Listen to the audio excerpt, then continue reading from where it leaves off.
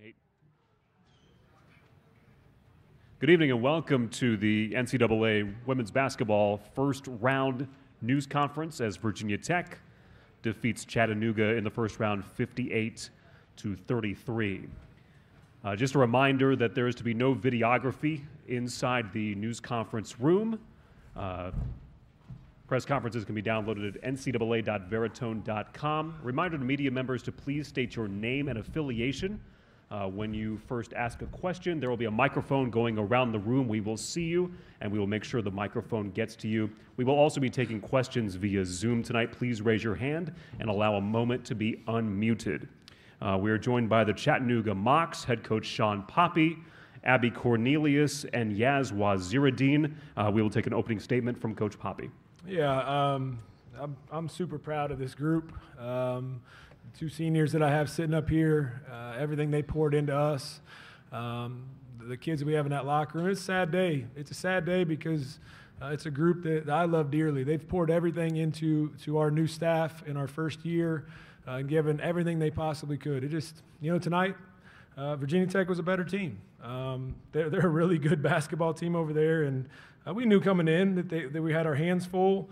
I thought we did a really good job at times defensively, and apparently so today. They were stifling. It was hard to get good looks, and the ones we did get, we couldn't get into any runs. We couldn't put anything together. So congratulations to Coach Brooks and Virginia Tech, and we wish them nothing but the best. But love this group we have, and so proud of what they've done for us. Let's open it up to questions for the student athletes. We'll start with Mark in the front here. Yeah, for the players, to follow up on that, I guess, what about Tech's defense made it a tough shooting night for you guys? I don't think it was anything special. They was pressuring. I mean, we just had to shoot it with confidence. Shooting like, what we shot? 28%. That's not us. So I guess they did good pressuring, and we just didn't shoot it with confidence. I mean, was it, was having to deal with Kitley's height, was that a problem for you, for example? Yeah, that probably affected me a little bit. We don't play any 6'6" players on a regular basis, so that definitely did play a factor.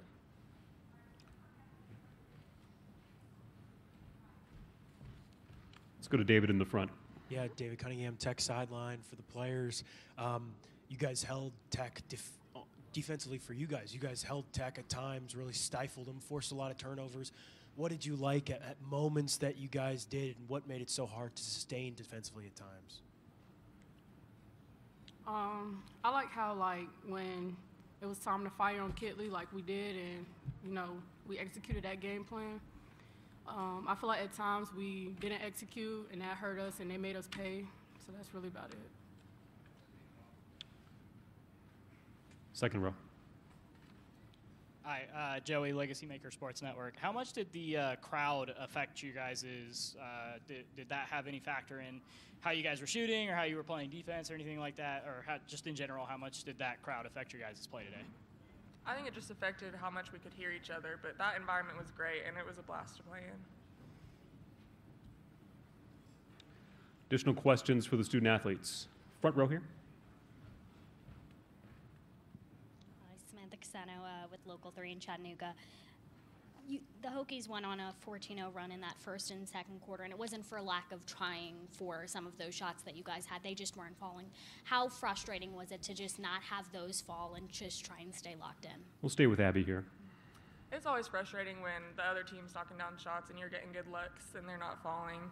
So that was frustrating, but we just had to rebound better, and I felt like we did a better job coming out of timeouts and just fighting together. Hello. Sure. So then, for both of you, you guys are both seniors. Abby, you've been here forever. Yaz, I know this was your first year here, but what are you guys going to remember most about being Chattanooga Mocs? Let's go to Yaz for this one. Just the team and the bonds that I built with my teammates and coaches. It was a fun ride. Abby.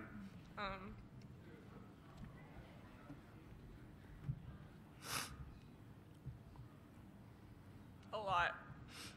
From the teams I've had, the coaches I've had, our fans. It's just a big family, and I will never forget my time here. Additional questions for the student athletes? Thank you very much. You can head on back. Just a reminder, the Chattanooga locker room will be open until 8:05. 8:05 is when the Chattanooga locker room will close. Head coach Sean Poppy, questions for Coach. We'll keep it on this side with David first and come to Mark. Yeah, David Cunningham, Tech Sideline. Sean, you've known Georgia for a really long time. What has impressed you so much over the years about how she's continued to get better, and she's still got a couple years left? What about tonight and the way she's playing this season is just so tough for you guys to defend? Not just you guys, but every team that everybody. Tech's come up against. First and foremost, I think you answered some of the question yourself. She continues to get better. She's such a humble kid, and it's been fun this year watching from afar. She just continues to get better. She continues to spend time in the gym, obviously, with Coach Brooks and his philosophy. I've been there, seen that. The amount of times they watch film together, it just continues on. And, what makes her so hard to guard is that, first and foremost, she can score at all three levels. And she's got such a pace to herself that it's hard to – we were trying to funnel her into areas tonight and to try to get her to shoot twos because she's so deadly with her little step back. And, she can hit you with so many different – she can play in transition. She can play out of the ball screen. They've added some stuff to play her out of some staggered screens. And you just can't lose any kind of focus on her. She had a three to start the fourth quarter. We knew the play call. We know what's coming, and she still gets a wide open three. And it's like that's how special she is. So I'm proud of her. She obviously hurt us tonight, and I'm excited to watch her continue this run in the NCAA tournament. Okay. So to Mark. Yeah, Sean, what to go back to what about Tech's defense made it a tough shooting night for you guys? Yeah, and I know it's frustrating for these two that are up here because they wanted it so bad. I was here. I know the philosophy. We have very similar philosophy where we're at. They put so much pressure on you to shoot contested jump shots mostly off the dribble. And any screening actions, they're there on the catch. Obviously, they funnel you inside to Kitley, which presents a huge problem. If you don't have a kid that can stretch the floor as a five, then she can kind of sit back in there. And what it does is it forces you to be able to beat them one-on-one off the dribble. And that's not how we're built. And so I feel like the one chance we had was to shoot behind some ball screens, which I think that was the frustrating thing with Yaz that was up here, that she felt like she got good looks. And I think some of the size and length we don't see on a regular basis. I think, and this is kind of probably long-winded, but back to an earlier question about the crowd, we struggled getting play calls to all be on the same page. And so there was a lot of possessions where four of our kids were in something, and the fifth kid, and how we play, we need all five. And so that would throw us out of rhythm, And so for a game like this, you have to be all on the same page, and we have to execute because we just run so much stuff to try to manufacture points.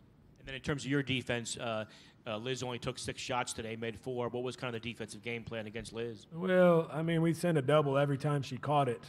As much as that's what I think you heard the word fire. That's what we call our double team fire. So anytime she caught it, we were trying to run people at her. Obviously, playing her one-on-one, I didn't think we had any chance. The only, the thing with them, sometimes people don't do it because you're trading twos for the ability for them to shoot threes. I thought for the most part we did a pretty solid job defensively. With that said, it's kind of been our same story all year. We managed possessions, so we knew we couldn't stop them if they had 75 possessions, but we thought if we could keep them into the we actually, our goal was low 50s, so to have 48 and then a handful of free throws, we were right there. But you can't shoot 28% against them and think you have a chance. Back row. David de Guzman, WFXR TV in Roanoke. Sean, I was wondering if you could maybe share a little of what Kenny told you after the game, and what's maybe the biggest takeaway you took from him as you wrap up your first season as a head coach? Well, the little handshake is just, I love you, and I love you too. Right? That man means so much to me and my family. for what he's done to help me as a coach, but really to be honest with you, as a father, to be a husband and manage it inside this business.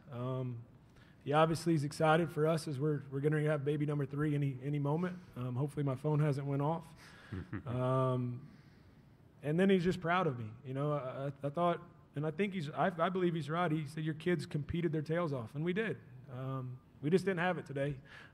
As far as what I've learned the most, it's relationships, how he does.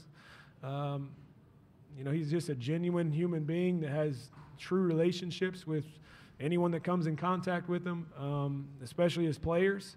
And I think what happens is it's a true love, and so you can coach them hard, you can love on them hard, and they continue to get better and better and better, and that's what you see out there. It's just amazing what he's done.